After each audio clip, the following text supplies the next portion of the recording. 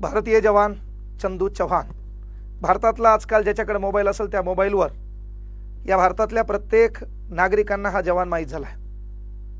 पहा, लक्षात घ्या, 28 सप्टेंबर 2016 भारतानं केलेलं सर्जिकल स्ट्राईक, विरोधी पक्ष सत्तेत असणारे केलं न केलं याच्यावर भाष्य झालं तर आपण काही कुठल्या पक्षाचे विश्लेषक नाही, आपल्याला त्याच्यावर वार्तालाप करायचा नाही।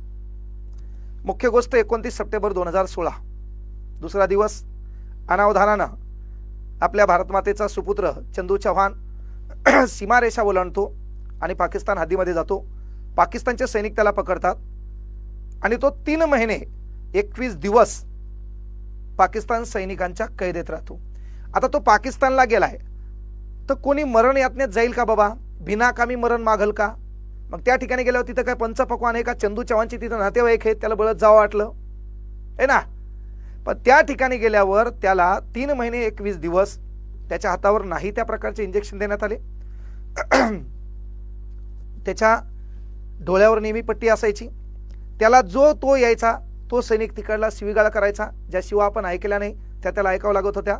जो तो येऊन मारहाण करायचा आणि मारहाण का करायचा? कारण तो भारतीय सैनिक या नात्याने सुटल्यावर आपण पाहिलं असेल त्याच्या पूर्ण चेहऱ्यावर काळे वर्ण होते। एवढे मारहाण त्यानं सहन केली आणि एक दिवस आला 21 जानेवारी 2017। 21 जानेवारी 2017 भारताच्या सीमेवर त्यानं पहिल्यांदा सूर्य पाहिला। 3 महिने 21 दिवस तो एका कोठडीमध्ये डांबून टाकण्यात आला होता। वेगवेगळ्या प्रकारचे त्याला त्रास सहन करावे लागले आणि त्यातून तो भारतात आला। भारतात आल्याच्या नंतर लष्कर ॲक्ट 1950 याच्यामध्ये ठरलेलं आहे की बाबा जे शत्रू राष्ट्र असतात त्याच्यामध्ये असा प्रवेश करता येत नाही। पण नजर चुकीने ही गोष्ट घडली असेल तर देशामध्ये नेते गलत्या करायलेत, देशामधले मोठमोठ्या हुद्द्यावर असणारे लोक गलत्या करायलेत। त्या प्रत्येक गलत्या जर तुम्ही पोटात घेत असाल तर भारत मातेचा एक गोरगरीब सुपुत्र आहे, आई वडील लहानपणी वारलेले आहेत, एक लहानसं लेकरू आहे, पत्नी आहे आणि पोट भरण्यासाठी पैसा नाही म्हणून तो 2 वर्षापासून कंटिन्यू आंदोलन करतोय। काय व्यवस्था आहे रे या देशामध्ये? या देशात जय जवान जय किसान हा नारा तुम्ही देता आणि तो जर जवान पोटासाठी रडत असेल तर यार तुमचे दिवस भरलेत। याला न्याय कोण देणार? खरंच ईश्वर परमात्मा काही असेल तर काहीतरी यार वारं फिरले, याला न्याय कोण द्यावा हा प्रश्न तुमच्याकडे आहे। मान्य आहे तुमचा लष्कर ॲक्ट 1950 आहे, पण कायद्यात थोडेफार सुधारणा करावं लागेल, त्याचंही मत ऐकावं लागेल, त्याच्याही मताचा विचार करावा लागेल। आणि तो तुम्ही सैन्य दलात घेतला, वारंवार त्याला टॉर्चर करण्यात आलं, वरिष्ठ अधिकारी नाही तो प्रकारचा छळ करू लागला आणि एक दिवस आला 6 ऑक्टोबर 2021 भाऊनं व्हिडिओ व्हायरल केला आणि मी राजीनामा देत आहे असं सांगितलं। वारंवार त्याचा छळ चालूच होता आणि हा छळ चालू असताना जो दिवस आला तो दिवस म्हणजे 25 जुलै 2024ला कायमस्वरूपी लष्करातून चंदू चव्हाणला बडतर्फ करण्यात आलं, चंदू चव्हाणला काढून टाकण्यात आलं।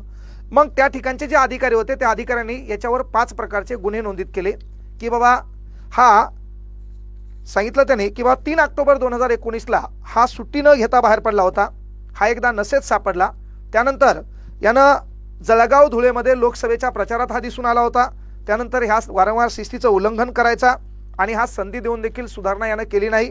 याला आम्ही समुपदेशांसाठी पाठवलं होतं, हा मानसिक स्थितीवरून देखील आम्हाला थोडाफार बिघडल्याने वाटला होता असं तुम्ही म्हणलात।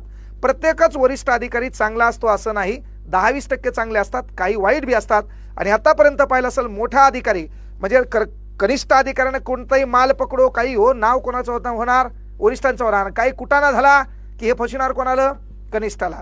तर कुठतरी बदलणं गरजेचं आहे आणि याच्यातून जरी तुम्हाला वाटलं बाबा याच्याकडून गलत्या झाल्यात मान्य आहेत, मग तुम्ही एक काम करा की तो पाकिस्तानमध्ये गेल्याने तुम्हाला पटणं तर त्याचं नागरिकत्व रद्द करा आणि त्याला पाकिस्तानलाच पाठवा ना।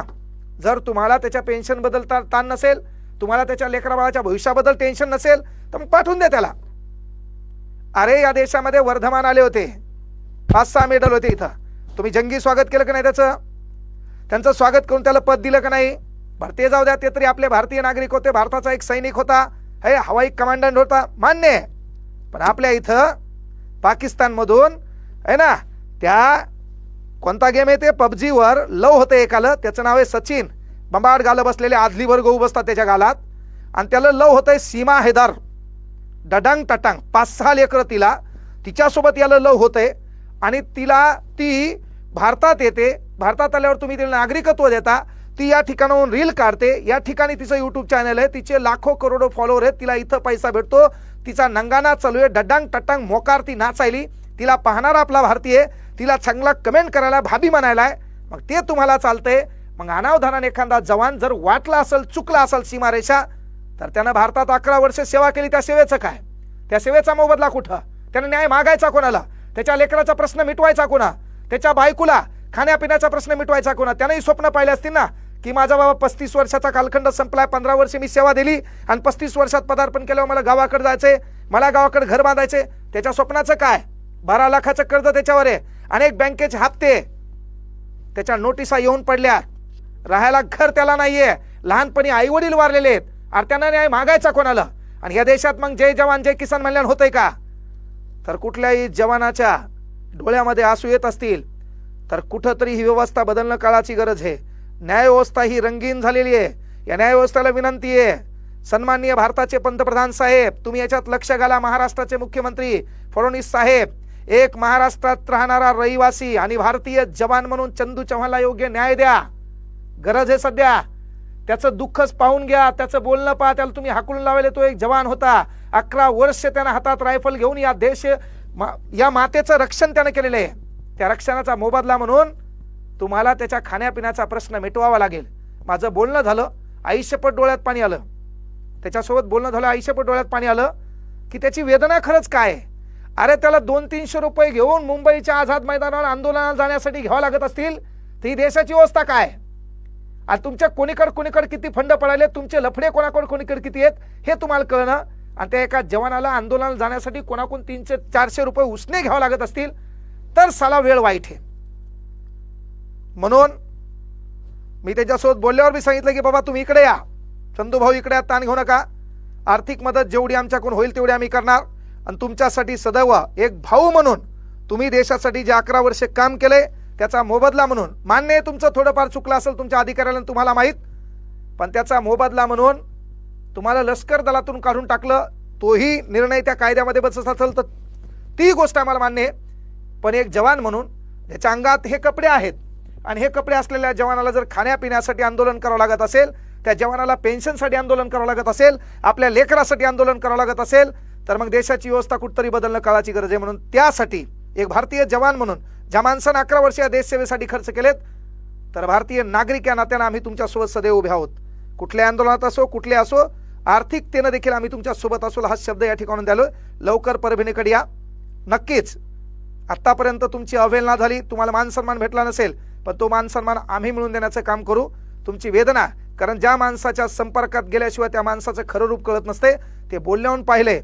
कारण एक जवान ज्याच्या हातात अरे बंदूक आहे, पुढच्याच्या हातात बंदूक आहे, तो निधड्या छातीनं समोर जाताना जर त्याला प्राणाची आहुती देताना तो विचार करत नसेल, तर तो आज फक्त मला योग्य न्याय मिळावा, मला सैन्य दलात दाखल करावं, नसेल तर माझ्या लेकरांचा प्रश्न मिटावा, पण मला सैन्य दलातून काढून टाकले, यामुळे जी वाईट वागणूक किंवा लोकांच्या दृष्टीत जो वाईट परिणाम झालाय, त्याच्याबद्दल बघण्याचा दृष्टिकोन जो बदललाय, तो बदलू नाही म्हणून तो न्याय मागायलाय।